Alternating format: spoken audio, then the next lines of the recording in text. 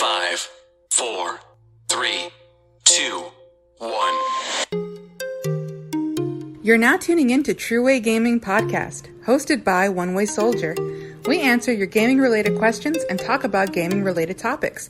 Now available on major platforms like iTunes, Spotify, Amazon Music, and others, helping you game with a better understanding. Hey, God bless you guys. Thank you so much for tuning in to another episode of True Way Gaming. I'm your host, OneWaySoldier, or you can call me Carl. And here in True Way Gaming, we answer your gaming-related questions and talk about gaming-related topics. And I did want to apologize that I didn't release an episode last week.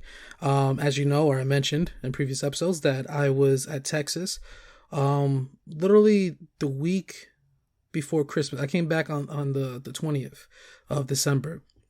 And then last week, when I got back, there were just some plans that came up with the family, celebrating Christmas together and all that good stuff. Amen. So, literally I didn't have time last week to make an episode.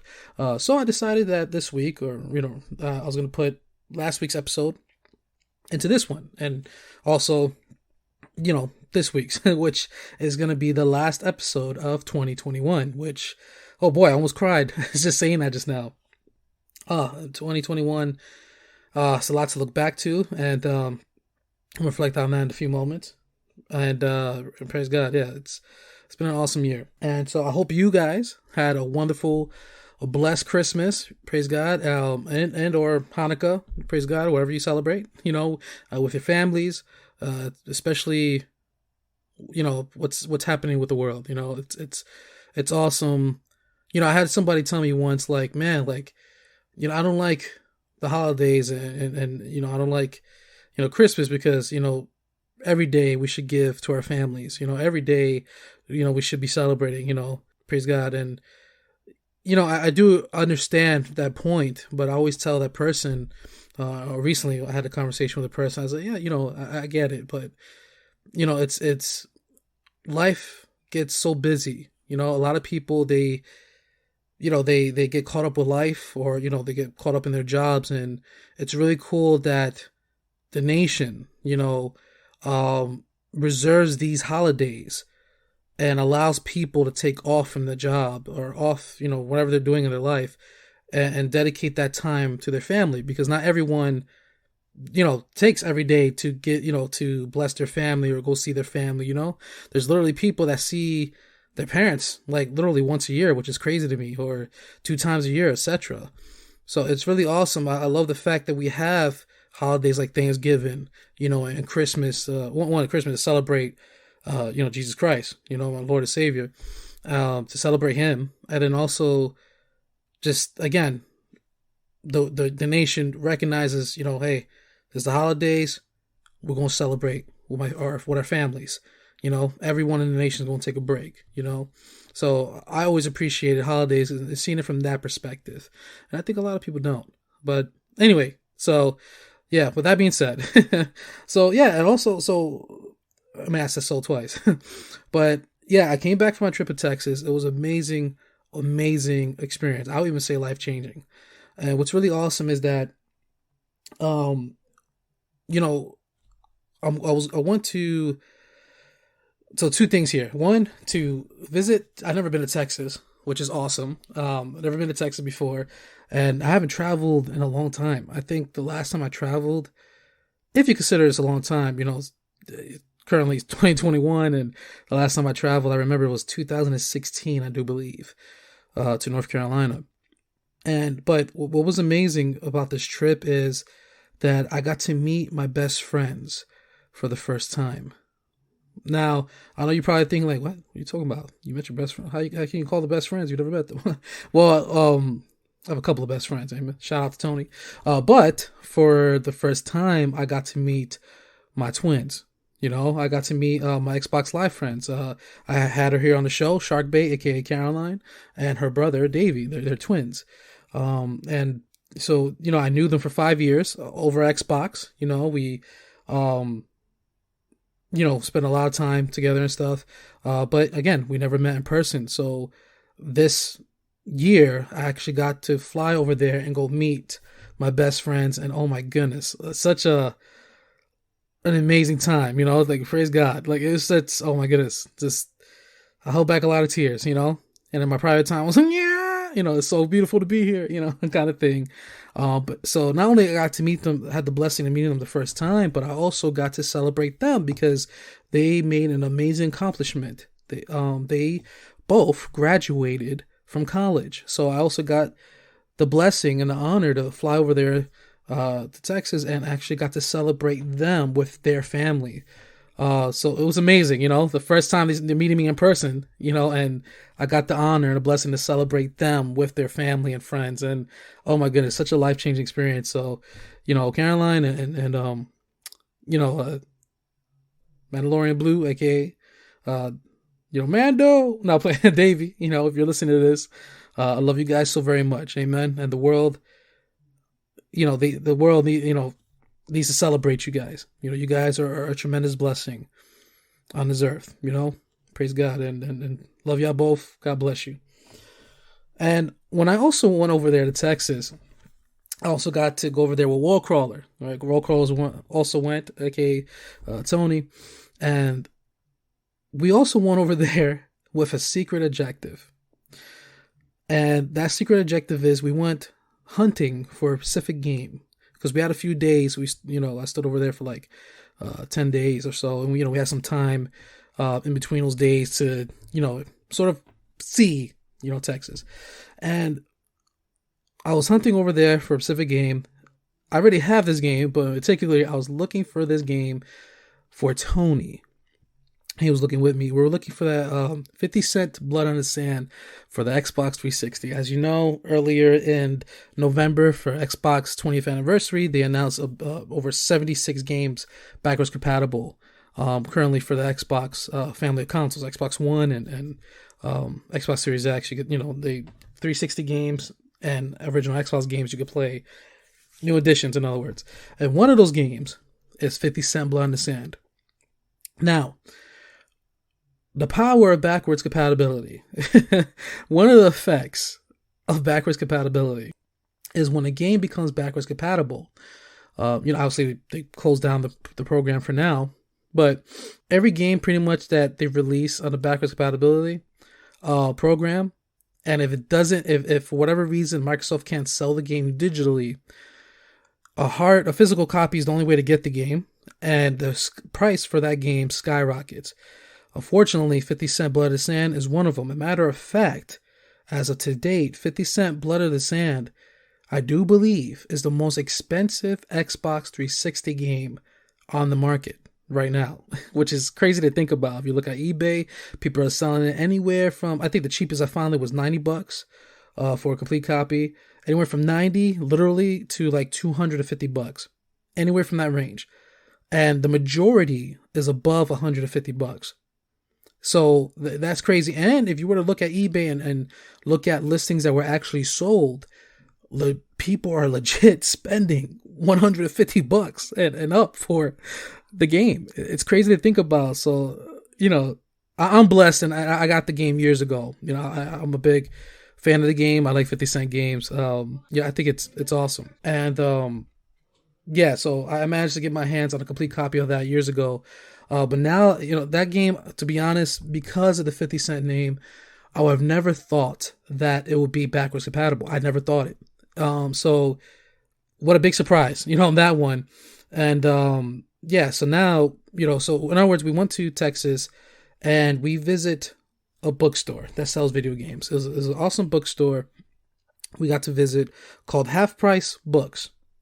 And oh my goodness, the prices for books are amazing. There's books there, like if you're looking for like college books, for example, that I don't know, for example, I think it was one example, there was a college book that a friend was looking for. It was like $90, for example, right on the market, but in the Half Price bookstore they were selling it for like $30. And also there you go. And another friend was looking at a sports magazine, right? That sports magazine, or rather that book. It shows stats of like NBA players and stuff. I do believe it was like was it? I think it was also $90 at retail value. But a friend found it at that bookstore for like $20. And a person was like, am I seeing this for real? Like they were in denial, And yeah, I went there myself, and I also found books that because they sell comic books, they sell novels, they sell board games, they sell video games. It's an awesome store. They have an amazing catalog. They even sell movies. So there was even some Blu-ray movies that I found, and I was like, oh snap, what? It's only $10, and really, brand new, they're selling for like $40, or $30. And I'm talking about like series, like even the DC movie films, like $10, but really in the market it's like $30, and they have some good deals. Like literally for $16, $16, I could have walked away with like 4 movies. I could have walked away with the whole, the Bourne series, Jason Bourne, and yeah, I love the movies. So it was awesome. That bookstore. So I also picked up actually is a card game, one of my favorites of all time, called The Mind. It's like a $20 at Target and stuff. I picked it up for $6 there, or I think $5 actually, which is an amazing buy. But they also sold 360, PS3, 3DS games, etc. They had a little section of games. It wasn't a lot there, but it was, I think, a good collection. So I picked up a couple of games. Again, I was looking for 50 Cent Blood and Sand. Fortunately, did not sell it there. One game that I thought, okay, they sold too much for was Spider-Man Friend or Foe. I understand the Spider-Man name. Anything with a Spider-Man price, name tag, goes up in value. But yeah, they were selling for like $20. I do believe, at least to my knowledge, the last time I looked on eBay, I could buy that for cheaper than 20. I think it was like $25.99 at that bookstore. But everything else they were selling there. I picked up, for example, 007 GoldenEye Remastered. I already had the game, but they had it in the store in mint condition with the booklet. The disc was a really great condition. They were selling it there for just $6. And that game is rare. You can't buy that anymore. Digitally, only physical, and again, I do believe not a lot of copies out in the wild, and it was selling for $6. I'm like, okay, I'm definitely picking this up. I get a second copy. And then also purchased Call of Juarez, Bond and Blood. I already have that game, but I wanted to get that for a friend. So, yeah, I got it for like $8 there. It's at the right price. But it was amazing, though, that even though I didn't find 50 Cent Blood in the Sand there, they were selling 2 games in particular that, I felt like Scooby-Doo. I was like, it was crazy. And so 2 of those games, one of them was Fire Emblem, Flame, Radiant of Flame, I think it is. I do believe hopefully I'm pronouncing the name right. I think it's Radiant of Flame. You can look it up. Fire Emblem for Nintendo Wii. And that game, I didn't check before the show. I should have checked the price again, before I made this broadcast. But on that day, I looked it up immediately on pricecharting.com. And on the market, that game used, again, just I do believe just the disc is over 100 and like 20 something dollars. A complete copy of the game. So with the booklet, the disc, which they had it at the bookstore, that game is over $100 and like $60. And I'm just like, oh snap. And then the bookstore, they were only selling it for $70. So I was like, oh snap. Like, if I had the money, I didn't have the money. I was on a budget there, because again, I was there for a different reason, and we had plans to do a few things. But man, if I had the money, I had jumped on it real quick, because again, the condition was mint, guys. It was mint condition. I'm talking about the booklet. I'm talking about the disc. It was in mint condition, and I was just like, oh snap. They were selling it for $70. And the second game that's also very rare was for Nintendo GameCube. Even though they have a Wii U HD version of the game, I guess. But the GameCube version is still rare. Was The Legend of Zelda Wind Waker. Now, on the market value, I do believe that game is like, I checked it there, it was like, I think it was like $80 or $90. But the bookstore, they were selling it for $40. So I'm just like, oh, and again, it had the booklet, the little instruction manual thing, the little advertisement, the disc, everything was mint. The case and everything was mint, and they were selling it for $40. And on the retail market, again, it's like $90 or $80. And I was just like, oh snap! Like I was going crazy, and I felt bad. I felt bad. I didn't have the money. I'm like, oh man, I gotta budget better. So it was an amazing trip. In other words, I really love that store. God willing, when I go back to Texas, I gotta go back. I definitely plan to visit that store again. And then I also checked 2 GameStops that were there. 2 GameStops. I just wanted to look around and see if they have 50 Cent Blood in the Sand. It was really cool because the store that I went to, the one GameStop location, they get Xbox Series X's restocks every Wednesday, which is crazy. And I know the reason why, because I think, I do believe GameStop's headquarters or their main warehouse is located in Texas. So it makes a lot of sense that GameStop gets it frequently. So yeah, it was awesome to know that. I already have one, praise God, but I was like, oh man, if I didn't, it's awesome. Yeah, and so we went to 2 GameStop locations. Unfortunately, GameStop, I don't know the 2 locations, and other ones, I know for the pandemic, they stopped taking in trade-ins, right? They started taking trade-ins now, but when they stopped taking in trade-ins, a lot of 360 games and PS3 games they didn't take in because they were old. Because germs or whatever like that. So I'm not sure. I mean, they're now setting those trade-ins back, and unfortunately, they have a lot of GameStops have a small collection of 360 games, PS3, etc. Which is sad to see. Like I'm talking about like minimally, you could take a picture of the whole collection, and it's only like 2 small shelves of 360 games. So I asked if they had 50 Cent Blood in the Sand, and unfortunately the gentleman told me no. And then the other one too, like no. So I'm like, oh, okay. So, and there was other game stores, but they were out of the area. And again, like every day we had stuff planned, so it was like literally going out of our way if we went to the stores and try to see if they have the game in those locations. So in other words, we ended up abandoning the search. But it was still an amazing experience to see those stores in Texas. And again, I can't wait to go back. And again, I just had the time of my life over there. I got to meet people. Oh, another thing, I got to meet another friend over there, a close friend of mine that I knew for, oh man, I think 5 years ago. I met her on Xbox, and I got to go to Texas and see her again for the first time. Of course, we always kept in communication and stuff, online, and but I got to see her in person again. I got to meet her in person, and that's Princess Kyrie, shout out, and it was such a blessing. I nearly cried. I'm gonna be honest, because again, she's also a very, very close friend to me, and I got to meet her out there. And the best part is, me and the crew and her, we went to Dave & Buster's, and we had a blessed time. We had a blessed time over there, and it was amazing too, because I wanted to go to Dave & Buster's for years. I think back in 2018, I saw that, or it was announced that that Time Crisis 5 and House of the Dead Scarlet Dawn, they were Dave & Buster's exclusives. Now I think, fast forwarding to today, I think now they're not exclusive to Dave & Buster's anymore. The select arcades have them.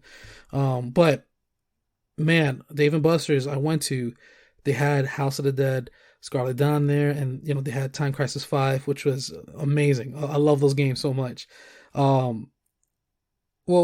Yeah, I was trying to say. So I know, like, I think the last episode that I posted, like 2 weeks ago, I was sharing about my experience. The thing is, I used my Bluetooth headset, and the room that I was in had a fan on, and so I didn't have my setup. I didn't have my equipment. Like right now I'm using like Audacity, to clear up the audio and stuff. Like I didn't have any of this there. And also forgotten my login password as well. So in other words, I used the app to record, and yeah, it sounded horrible. It sounded so horrible. So in other words, I wanted to quickly summarize the last episode of True A Gaming. And I went to Dave & Buster's. I got to play, like I mentioned, House of the Dead, Scarlet Dawn, and Time Crisis 5. Also got to play some other games. I got to play a Tomb Raider arcade game, which I forgot existed, which was, I wanted to like that game, but to be honest, I really didn't. It was missing some stuff. The guns were cool that to reload, you don't shoot off the screen or anything. You don't press a button per se. You actually cock the gun back in order to reload.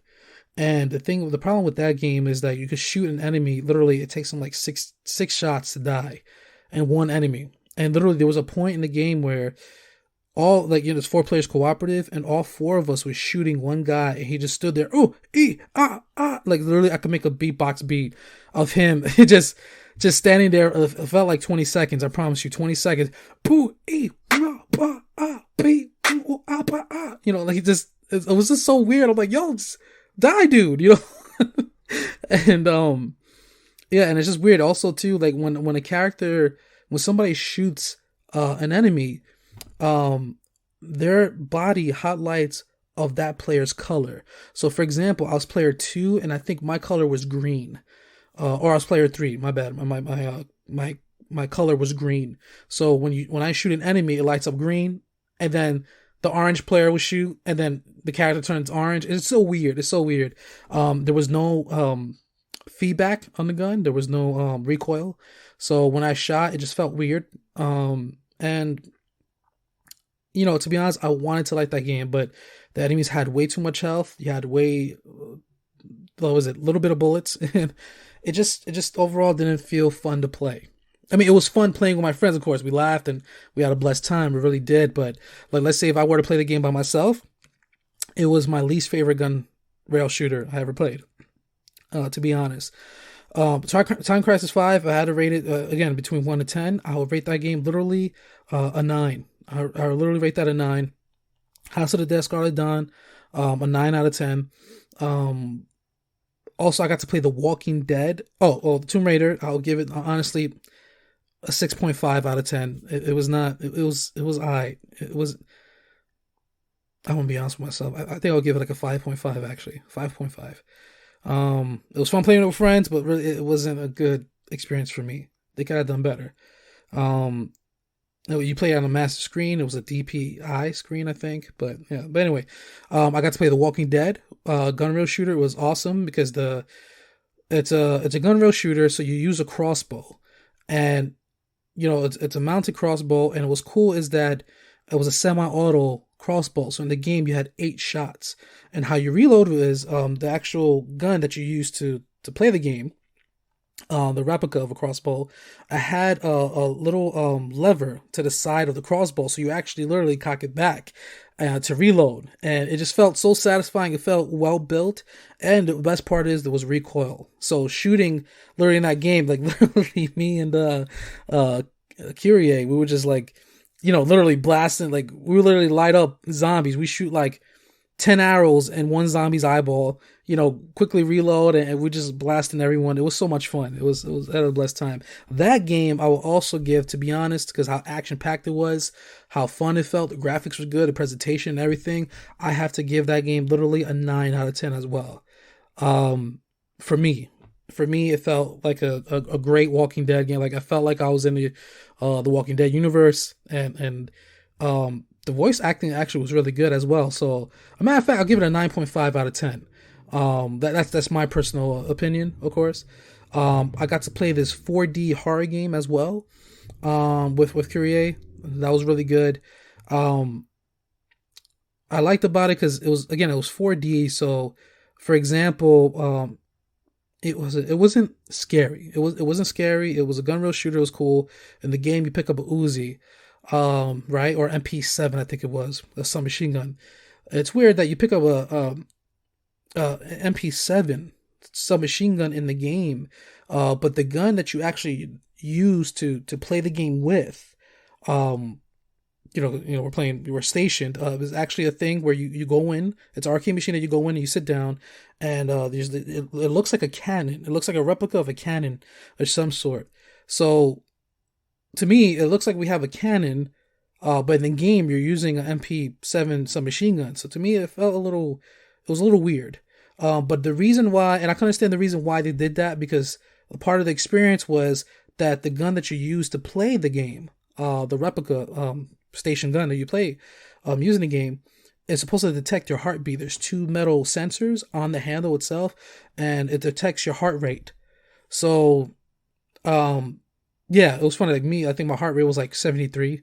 But when I played with Curie, her joint shot up to like 98. It wasn't really scary at all. It wasn't scary, but what was cool about the 4D experience was when a zombie opened a door, or a monster slammed open a door, there was actually a wind chamber inside the arcade cabinet that would shoot at you. It would actually shoot air at you. So it was really cool. That aspect was cool, and I would like to see more 4D experiences in the arcade experience, in the arcade market. Because it really added to the immersion. But the only thing is, the gunplay was cool. The zombies, again, they had a lot of health. The monsters had a lot of health. To me, where it felt like they were bullet sponges. So I understand, I like to enemies to have some resistance, absolutely. But literally for one enemy, it felt like it took maybe 15 to 20 seconds to kill one enemy, and then you have like 5 enemies on screen you have to shoot. Also, how the game works is when both players aim at a specific spot, you do more damage. So even with that, it took a while for zombies to die. And again, it wasn't all that scary. I appreciate what they're doing. I was still like, if they sold that in home, like, let's say on a Series X, for example, if they sold, and I don't know why companies are not doing this no more, but if they sold like, if they bundled it with a gun con, for example, for the Series X or something, I would buy that, because it was definitely, it was alright. It could have been better. I would rate that game, to be honest, 7.5 out of 10. The horror 4D experience game. And I also got to play this gun rail shooter where the game, it takes place, or it puts you in an elevator. So literally in every level, you begin in an elevator and you end by going into an elevator. And you're going underground pretty much, because there's so much levels in the game. And it's a gun rail shooter. It was cool. So one of their guns were a little bit broken, because one gun had recoil, I should say, and the other gun didn't. It looked like somebody broke it. So yeah, but you light up everything in sight. To me, I was laughing because the enemy's animations when they run to you and try to hit you, it was a little funny to me. In a sense, they kind of look cute the way they were running. But it was cool. It was a lot of enemies. It was literally just shoot them up. You light up everything in sight. And it was a fun experience. That game I would give, as well, maybe, because I had the gun that didn't have recoil, I would give that game, honestly, a 8. It was a great game. It was fun. I would love to play that, definitely, if they ever made it, for home. And then I also got to play, which to me, besides Time Crisis and House of the Dead was my favorite game, but those two hands, they stood out to me. But I also got to play Halo Fireteam Raven. That was an experience. That was awesome. It was 4 players, co-op. I do believe it was 2 4K HDR screens together. They were massive. They were huge. It was really, really huge, the screens. And the graphics were just gorgeous. I was like, man, I want this TV. I want this setup in my house, because it was gorgeous. It was an OLED display as well. So again, colors really popped in that game. And it was also cool because you got to use the guns, the replica of guns that you get to use in the arcade. They were sort of like the Halo Reach turret replica, and they had recoil. They light up when you shoot, and it just felt fun, just using, like, turning and shooting everything in sight. And it was honestly a fun co-op experience, and we actually beat in it. Me, Tony, and also Kyrie. We also got to play with Caroline. She was there as well, and yeah, we just had a fun, just shooting up everything in sight. We actually beat the game. The ending made me sad. Oh, it made me so sad. But yeah, that game, honestly, I have to give it a 9 out of 10. I have to give it a 9 out of 10. It was an outstanding experience. And yeah, I played other games too. There was axe throwing. Um, there was Mario Kart racing cabinets. There was other arcade stuff. It was just an amazing experience. They had a Transformers gun rail shooter. I didn't get to play that. I got to watch actually Curie and Sharkbait playing that game, which was really fun. You know, Optimus Prime like Bumblebee. You know, it was fun. It was fun to watch. And yeah, and we also got to drink free water.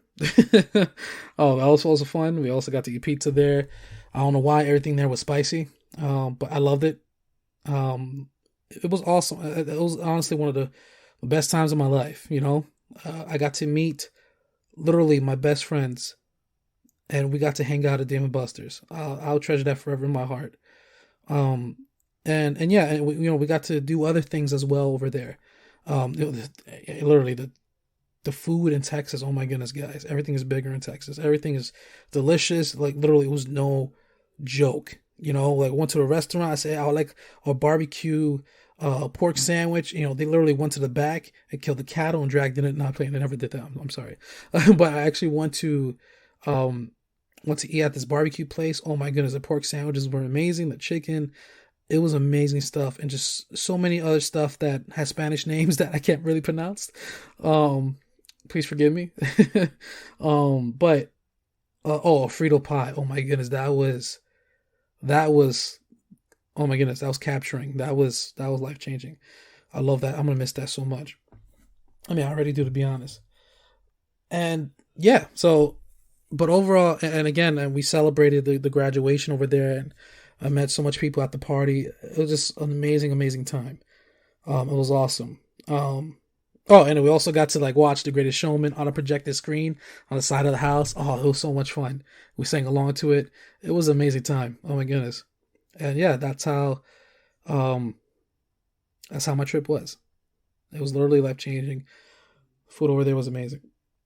And you know, looking back not only at the trip, but I also want to take this moment now to look back at some of the games that I got to experience this year. You know, I got to literally experience a whole bunch of games. So, like, you know, I have so much games in my collection, but there's also a lot of games, to be honest, that I have not beaten. But, you know, like I would say literally about summertime. All right. At the end of summer, I was like, you know what? I want to take time to beat my back catalog, you know, because it got to a point where, praise the Lord, that I would, you know, get a game, play it once, maybe twice, and then something else came out. I go, oh, man, I want to get that game, and I'll play that, and then the game that I was first playing, I forgot. But there was a lot of games that I'm proud of myself. I got to finish. One of them off the bat I remember was Rage 2. I remember I had that for my birthday. I forgot what year it came out. I think it came out I think it came out 2018 if I'm not mistaken. But Rage 2, I got to, you know, I started that, and for a while I have not beaten it. And man, people were saying, oh yeah, you could beat it in 6 hours. It was short. To me, it was not 6 hours. I think it took me legit like 12 hours to beat. It took me 12 hours. But because I was doing everything as well. I was doing all the side quests, and, you know, I love doing that for a game. And with that game, I was hunting down vaults, and I was also, you know, and hunting down the powers that you get in the game. That game is so much fun. I highly recommend it. I do believe it's on Game Pass. If you're looking for a fun open world first person shooter with vehicle combat, I highly recommend Rage 2. It's really good. Yeah, so, you know, I got to beat that earlier this year. I'll say around September time, I got to beat that. That was satisfying to play. To me, the first one really captures my heart. I would say more than part 2. Not that part 2 was bad or anything. It was not bad. The action is very, very good. But in terms of, you know, because part 1, you didn't have any superpowers. You were a super soldier, so when you died, you had like a defibrillator built into your heart. And you know, when you die, it automatically activates. But I don't know, I felt like because the powers were absent, there was more strategy involved in terms of combat, and even the way the guns felt the AI, even though the AI was great too in Rage 2, great 2 and Rage 2. Oh my goodness, that's a new one. But yeah, like the combat felt more satisfying in the first one to me, just because there was more strategy involved, and I also loved the different, like the shotgun. I did like better in the first one, especially you have like rocket shells, buckshots, etc. I even like the assault rifle, the way that felt so satisfying. The SMG and stuff. This one did have assault rifle as well, shotgun as well. They all felt great. But I don't know. Something about the first one had more of it was, yeah, again, strategy, had more of a charm to it. I really like the first one, to me, better. For me, another game that I got to experience that I'm really glad this year, it was funny because I mentioned in a previous podcast, is called Rico. I remember, so when I got the Switch earlier this year, I was like, man, I do believe it was this year. I was like, man, you know what? I love first person shooters. And, what I love the idea about the Switch, obviously, and so many other people, I think really is the only reason why it's selling so much is because it's a hybrid. But, you could play it portable. So I was like, man, I really want first person shooters on the Nintendo Switch. And I was looking for, okay, what first person shooters not only are on the Switch, but what first person shooters are on the Switch that have physical copies. So for example, I know Bulletstorm is on Nintendo Switch, but unfortunately is digital only, which I'm like, oh man, that sucks. I want a physical copy. So one of the games that I looked up was Rico. And, I got to play on the Nintendo Switch. I got to play that, it's very fun. It's cool. The Rico unit, you're trying to bust down kingpins, and you're trying to bust drug operations and stuff. You're doing it aggressively, and it's really cool. You actually you actually take a case on, and you're literally taking down an operation, an empire. And what's really cool is that every time you kick down a door, you enter a slow motion, and you have to clear out each room. So it's really cool that each level is randomly generated, and you have to take down each room. And what's cool is that the game is completely cooperative. It's split screen cooperative, and it's also online cooperative as well. So when I was playing the game, I was like, man, you know what? I think Tony would love this. So sure enough, I think in June, fast forwarding to June, because I got the game, I think, back at February of this year or March. But fast forwarding to June, when Tony actually came over to my house, because he lives in another state, I showed him, hey, you want to play some Rico? He's like, yeah, man, let's go. He fell in love with the game. He loved it. He was like, oh man, I want to know if they have this on Xbox. And sure enough, I forgot that they had it on Xbox. He looked it up on Xbox, like, Carl, right now it's on sale. I'm going to buy it. And I'm like, all right, you know what? I'm going to buy it too. So we actually got the game on Xbox, and literally we 100% the game. I got in all the achievements. He got in all the achievements for the game.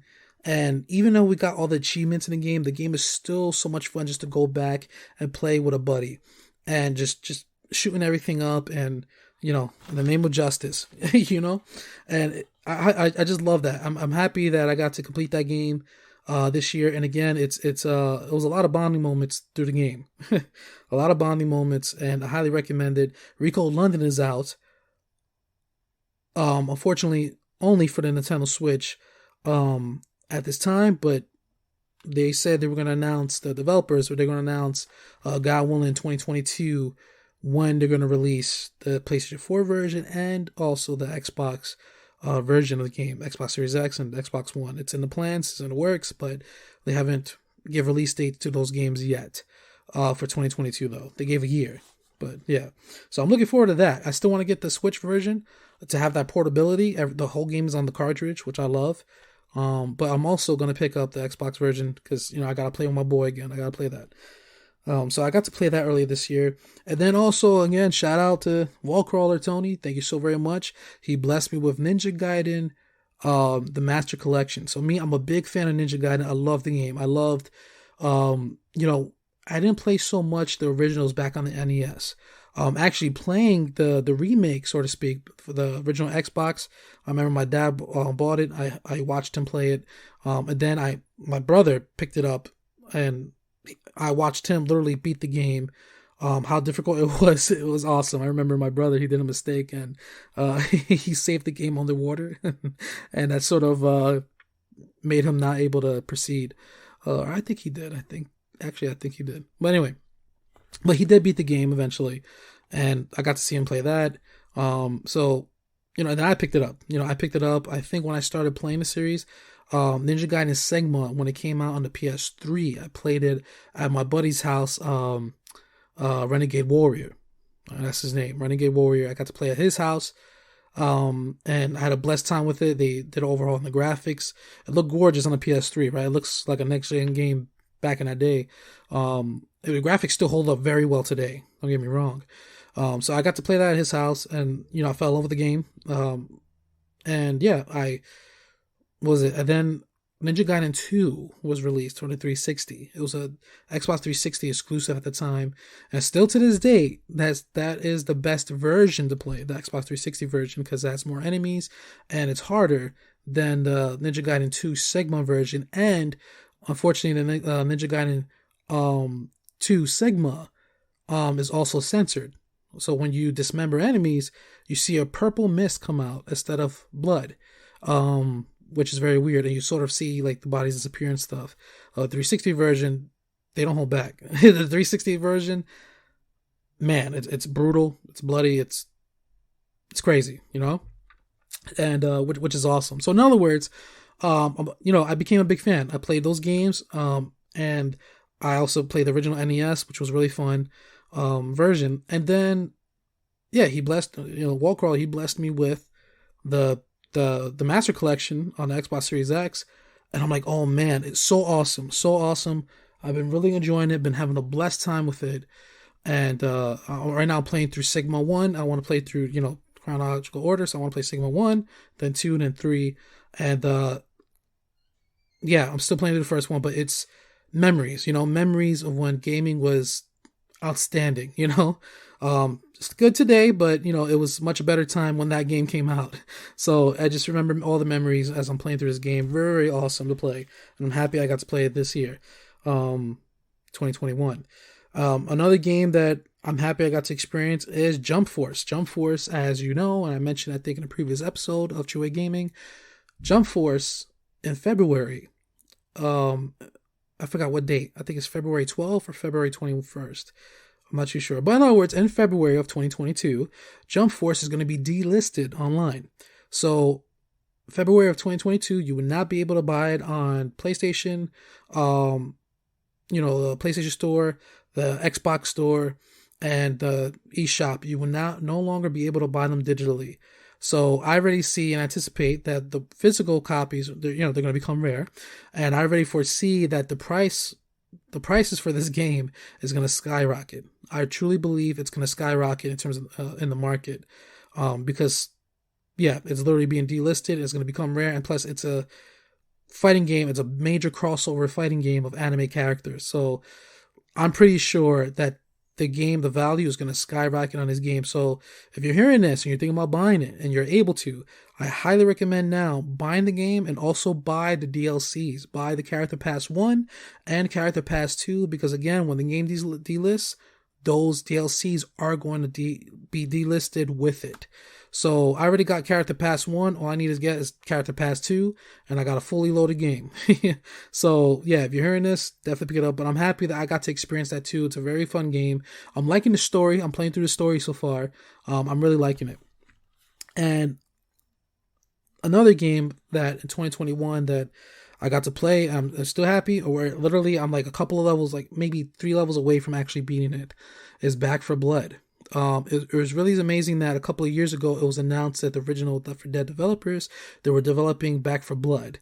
Obviously they can't call it Left 4 Dead 3 because obviously that's, Valve owns that IP. And they're doing nothing with it. So it was really cool that developers, they sort of made a comeback.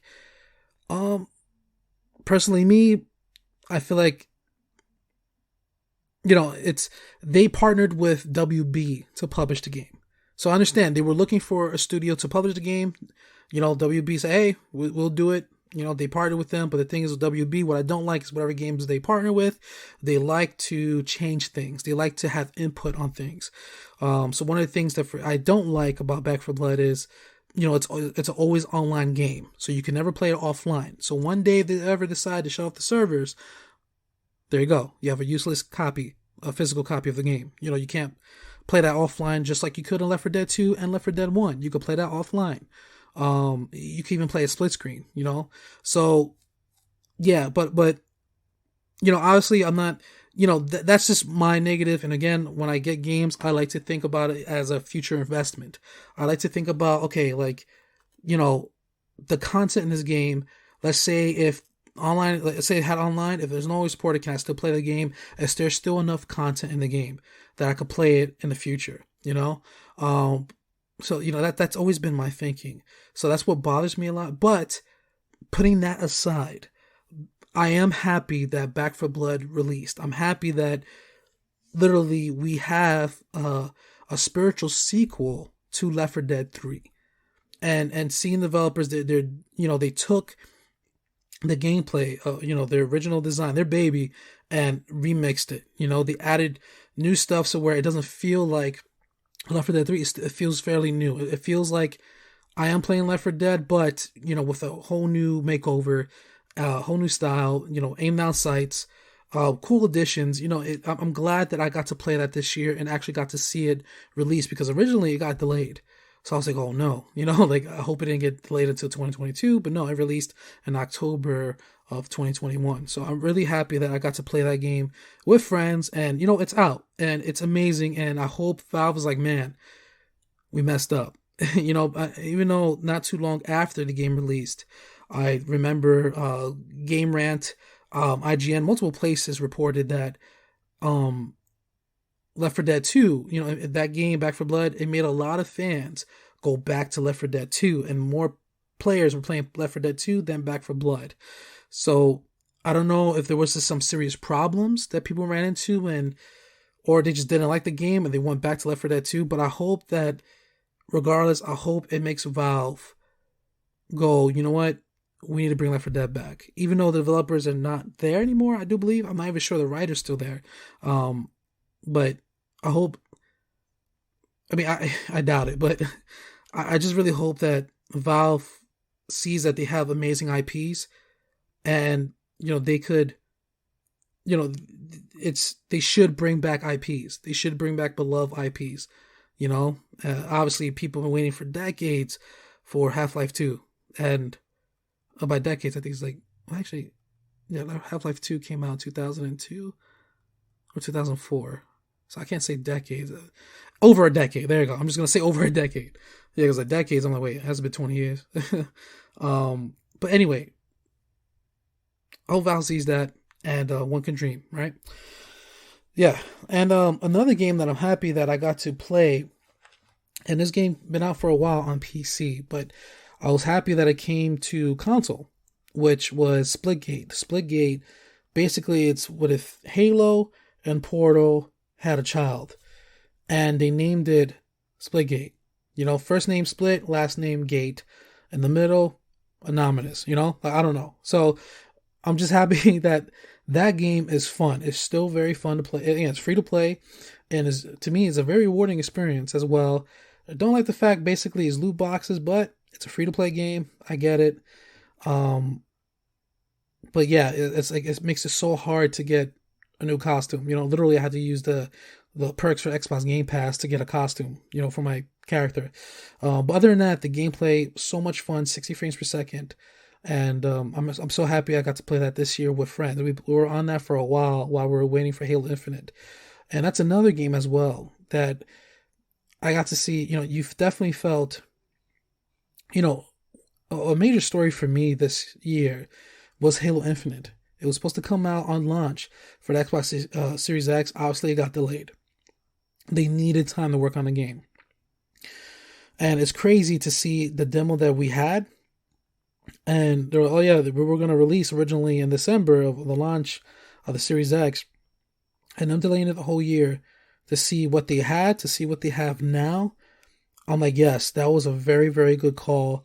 As I mentioned in previous episode, I still feel like you could tell that the game was like, oh, all hands on deck kind of thing. The fact that, the multiplayer was released first, again, co-op is completely absent, Forge is completely absent, and then even then, there is no even mission select menu, which is very, very strange, especially for a Halo game, because every Halo game launched with that. So I feel like there was core aspects or core features to the game that were absent.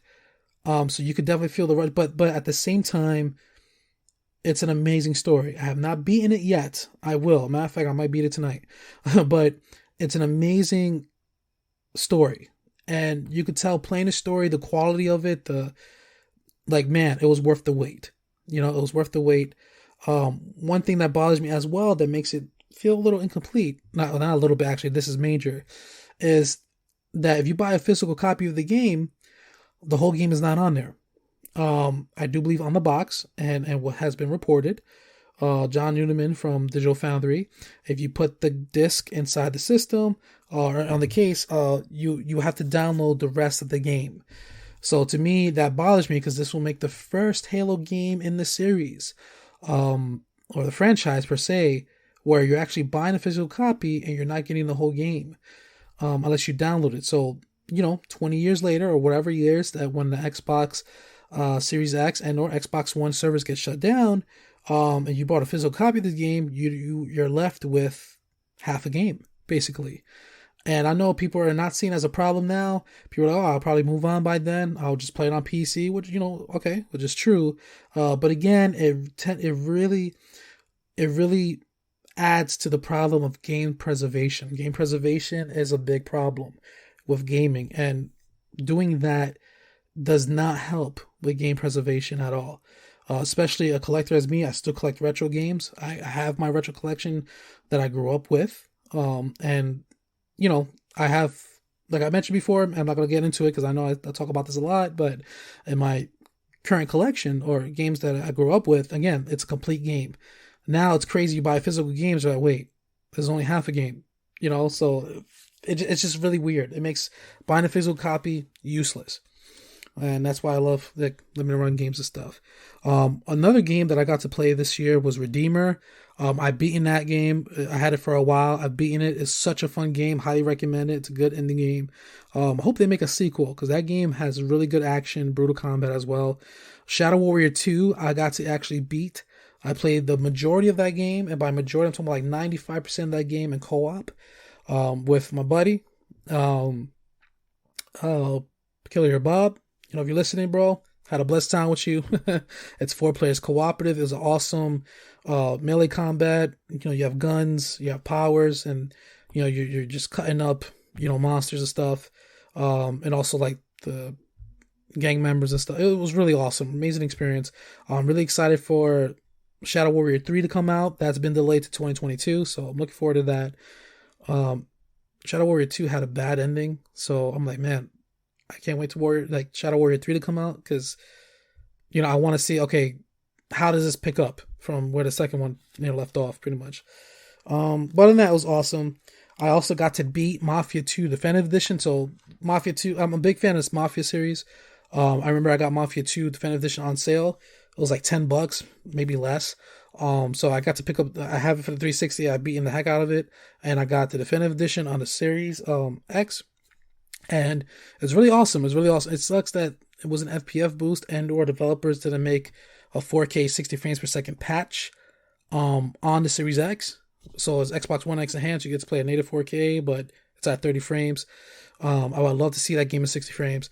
But other than that, I still beat the game and fell in love with it all over again. It was such a good story.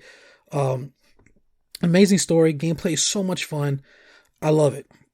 So I got to beat that this year, and I'm happy. I got to beat the DLC, Joel Ventures. That's what I'm up to. But other than that, it's an amazing game. And a fun fact, the only way to get that game in physical form is if you buy the Mafia Trilogy, the European copy.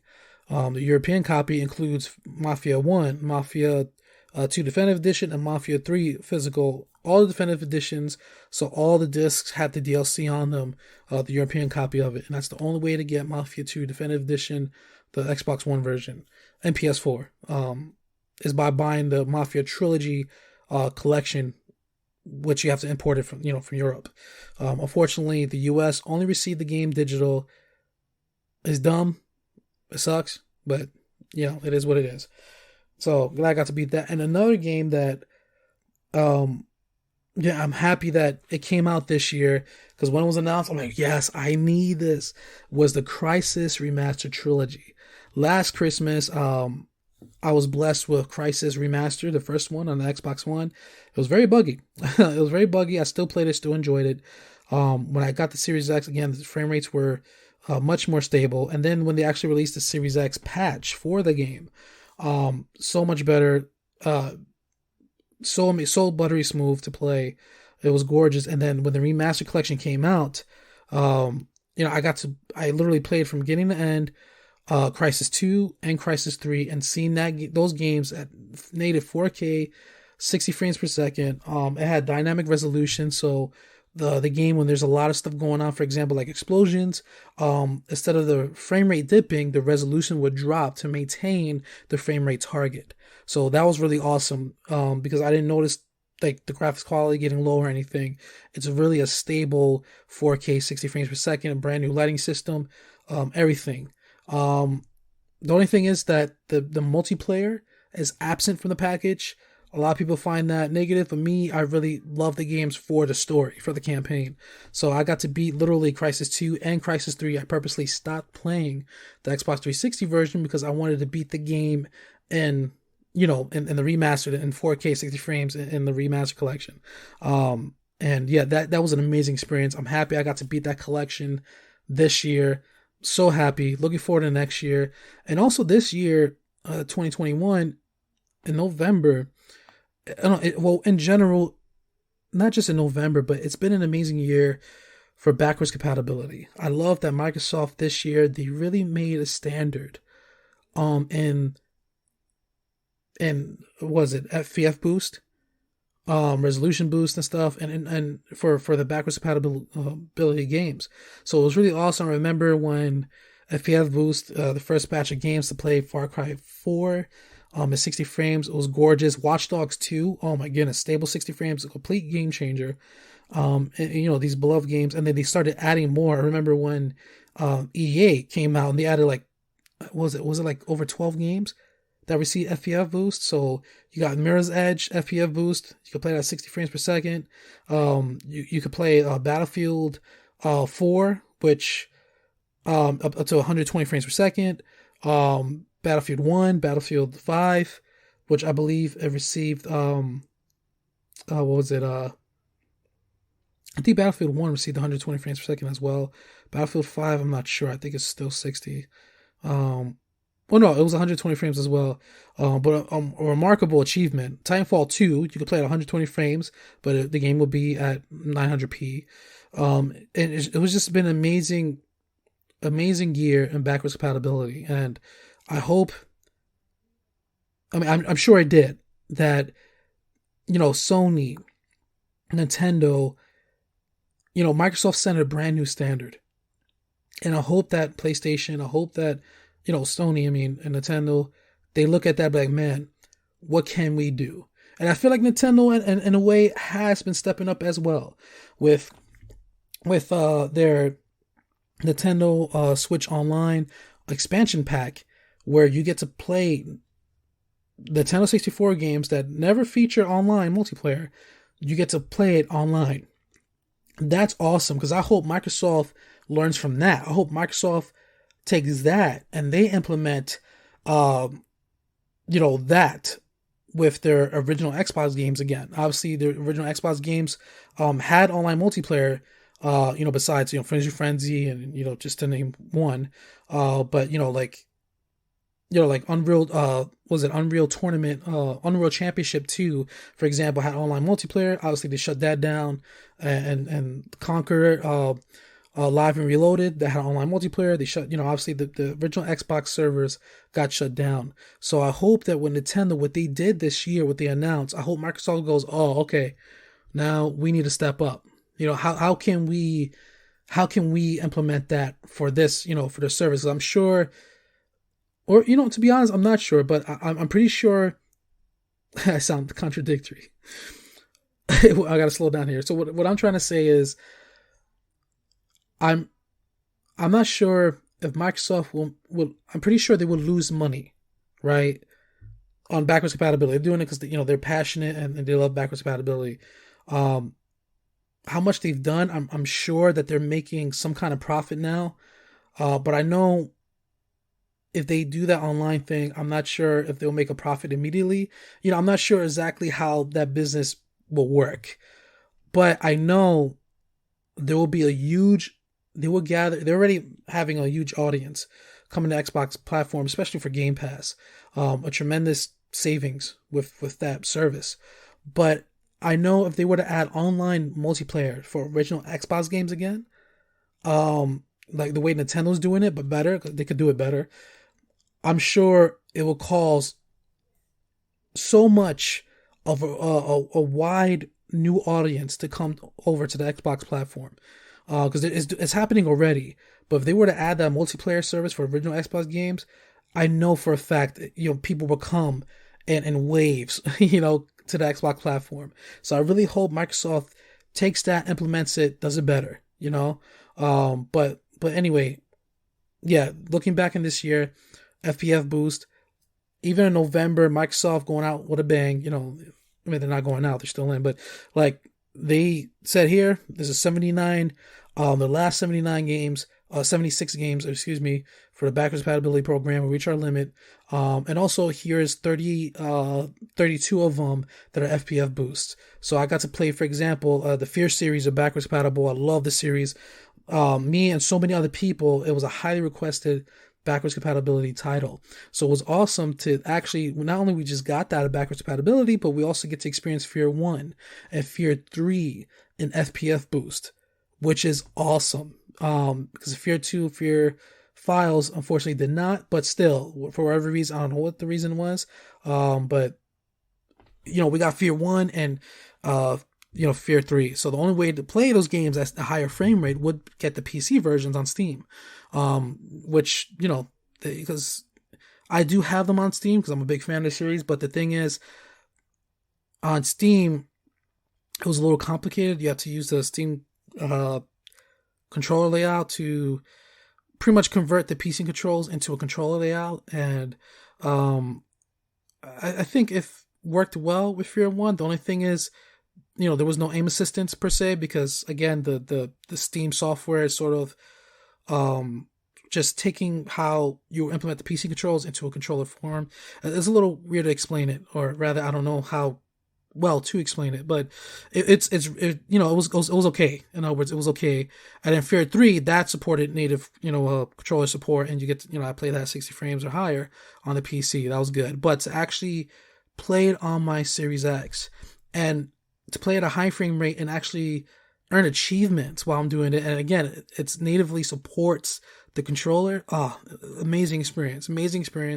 To actually finally see Max Payne 1 and Max Payne 2 and Max Payne 3 backwards compatible, because I was saying, I think all year, it was really weird that Sony had Max Payne 1 on the PlayStation Store, not part 2 for whatever reason, but part 1, they added trophy support and everything, but I'm like, man, how come it didn't appear on the Xbox platform? Because that shows me that there's not a licensing issue, like they could do it. Especially with Red Dead Revolver as well, that you could get that on the PlayStation Store. But they also made that backwards compatible on the Xbox now. So I'm like, oh, there you go. The only thing that's a head scratcher for me, and I mentioned this previous episodes, was the Warriors is on the PlayStation Store. I bought it. $15, I believe. But it's not backwards compatible on the Xbox. So that's a little strange for me. It was really a head scratcher, like, huh? Why not? Kind of thing. But anyway, and also, what's cool, Gun Valkyrie, that's a game I never got to try before, but, I got an original Xbox copy of it and got to play it. I got auto HDR, the game was gorgeous, and again, playing that at 4K, looks like a brand new game, sort of. I love it. I love the visuals. Also, Time Splitters, that was a big surprise as well, to me, because it was announced, I forgot what studio, not THQ Nordic, there's another studio, I forgot the name of it, but they are making Time Splitters Remaster trilogy, so to speak. But they did not give a date on when that would happen. So it's really awesome. Again, they've been pretty much silent for a long time now, for months.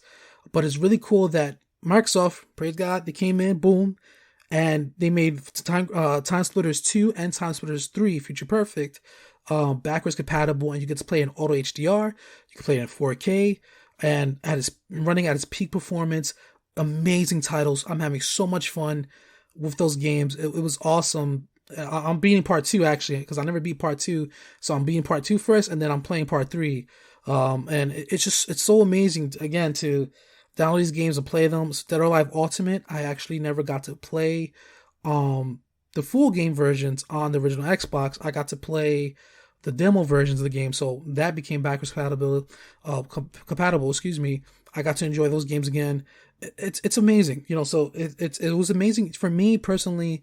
It was an amazing year for gaming. Obviously we had a few we had titles, good titles come out this year. A lot of delays, which was sad, but it wasn't an empty year. It didn't feel empty, in my opinion, like 2020, which is awesome. You had Psychonauts 2, you had, Microsoft Flight Simulator, you had, again, like I said, Crisis Trilogy. There was a lot of remasters that came out as well, which I love remasters. I love it. It gives you, to play it at a higher frame rate and resolution, and, sort of preserves the life of the game, and also to play it with achievements, or trophies if you're playing it on a PlayStation platform. It just felt exciting. It felt awesome this year. It felt really awesome gaming on the Xbox and on PlayStation. I mean, to me, unfortunately, I still have yet to attain a PlayStation 5, but I pray, decree I declare, 2022 is the year for me to get a PS5. And I want to play Ratchet and Clank. I want to play the Neo Collection. All the good stuff. Even God of War in 4K, because I have a physical copy of that. I stopped playing because I want to complete that game on the PS5. So yeah. So in other words, I'm just. Oh, and another game I got to play 60 frames. Also, Fallout 3, Fallout New Vegas, and Dead Space 2. Oh my goodness, which is feels like a whole new experience. Playing that with FPS boost, and then last but not least, also the Gears series, especially Gears of War 3. Oh my goodness, Gears of War 3, because it runs at 4K 60 frames, or I think 40p 60 frames. And playing that, oh my goodness, with auto HDR, literally it looks like they remade the game for the Xbox Series X, but it's just literally running a back compat mode. It's running the original code, but with auto HDR, 4K, so it's Xbox One X enhanced, and again, FPS boost. And it's crazy. It's crazy. I already beat the whole series. I just beat it recently again with Tony. We were playing through the whole series, but we beaten it before the FPS boost came out. So we're like, oh man, we should have waited, But there was no way of telling they were going to do this either. And we still had a blessed time going through the whole series. But again, 2021 was an amazing year for me at gaming, especially for Nintendo Switch as well. And I can't wait to look forward in 2022, where we get, Eden Ring, Sifu, praise God. I was thinking about, I don't think Fable will come out next year, but, there's rumors of, Wolfenstein 3 being announced next year. I'm excited for next year, what it holds. And I even hope, and I really am praying too, that Microsoft figures out a way to continue doing FPS boost. They have to stop that because they try their best. A lot of the current technique they were using, they couldn't no longer use it for the back compat games because it'll break a lot of games and it just didn't work. So I really hope that next year, my hope is that Microsoft finds out the new technique quickly, as I explained in a previous episode, because I would love to continue to see back compat games, or eventually one day all the games, or majority of the games, support FPS boost. I think that would be an amazing thing. And I would love to see that. A new technique being implemented where, boom, they continue the FPS boost and also resolution boost. I would love that. And super excited to see what the future holds in that. and God willing, I really hope that this chip shortage, the demands will be met. I really hope that next year as well, that, we could walk into a Target, we could walk into a Best Buy, or pretty much any retail store, Walmart, and we could just go and pick up the PS5. We didn't have to pick up at store online. We don't have to go online for it at all. We could just walk into the store. Hey, it's a PS5 on the shelf. I'm grabbing one. I'm gonna take this home. I really hope that's my hope for 2022, or rather my prayer. And by the even if it's halfway, throughout the year, in the summertime, I'll be happy to see that lighten up and demands being met. That's my prayer. And yeah, and also going to 2022, not just, gaming wise, but, I don't do New Year resolutions. I don't go, oh yeah, my New Year resolution is, how I like to think about it is I want to, how should I say, because it's not just for the new year that I'm doing this. It's rather I'm changing my lifestyle. I want to change my lifestyle. And what I mean by that is, for example, like next year, or rather starting now, going into the new year, I want to read more books. I want to read more books. I need to do more exercises, to be honest. Also, I want to study different things. I want to expand, True Gaming. I want to make an Instagram account for it. I want to expand, do more things on YouTube with True Gaming as well. There's more things that I want to do, more things I want to study, and just also I want to do more self-improvement things. You can always improve. And going to 2022, there's a few things that I want to fix, or I want to improve upon myself, and definitely studying and reading more books, I need to do. And yeah, I'll even love to hear yours. What is one thing or a couple things that you guys are looking forward to implementing, or lifestyle changes, going to 2022? I would love to hear yours. If you're watching on YouTube, definitely put in the comments, or, say it on Twitter, or tweet at me. And that's where I'm going to leave this episode. So I want to thank you guys so very much for supporting me and blessing me with your time. Thank you so very much for tuning in to True Gaming. This is going to be the last episode of 2021, which, makes me want to cry saying that. Again, if you have any, the show is going to continue in 2022, but this is going to be the last episode of 2021. So if you have any questions and or topic you want me to address here on the show for 2022, you could send an email at twgpquestions@gmail.com. Make sure you leave your name so I can properly address you here on the show, and leave me a gaming related topic and or question that you have, and make sure you write question on the subject bar, and hopefully your question or topic will be featured on the show. Also, you could tweet at me at True Gaming. And, there you can stay tuned to that for any updates or any announcements, and or you could also leave me questions and our topics you want me to talk about on Twitter as well. If you don't want to send an email, that's perfectly fine. You can also follow my YouTube channel at True Gaming Podcast. Not at, did I say at? My bad. I meant, yeah, YouTube channel is True Gaming Podcast. You can look me up on YouTube. Again, there was a little issue with me implementing episodes. I'm going to get that fixed, but again, you could subscribe, and wherever you're listening to, whether you're listening to me on your favorite podcast site, whether it's Spotify, Google Podcast, Amazon Music, Apple, etc. Wherever you're following, please, I really appreciate it. If you subscribed, or tell your friends and family about True Gaming. If they have any questions and or topics they want me to talk about, mention to them that they could send a tweet and or email me, and they could partake in the show. And just leave a like, follow whatever platform you're on, and I really appreciate it. And again, thank you so very much for your support. All right, so, and am I forgetting anything else? Well, guys, I pray that you have a blessed new year, and I pray you have a blessed time with your families. God bless you all. May the Lord bless you, keep you guys, and may his face shine upon you. And yeah, I love you guys. Jesus loves you. My name is OneWaySoldier, and this is the end of my transmission for 2021. And I'll see you guys in 2022. Love you. God bless. You.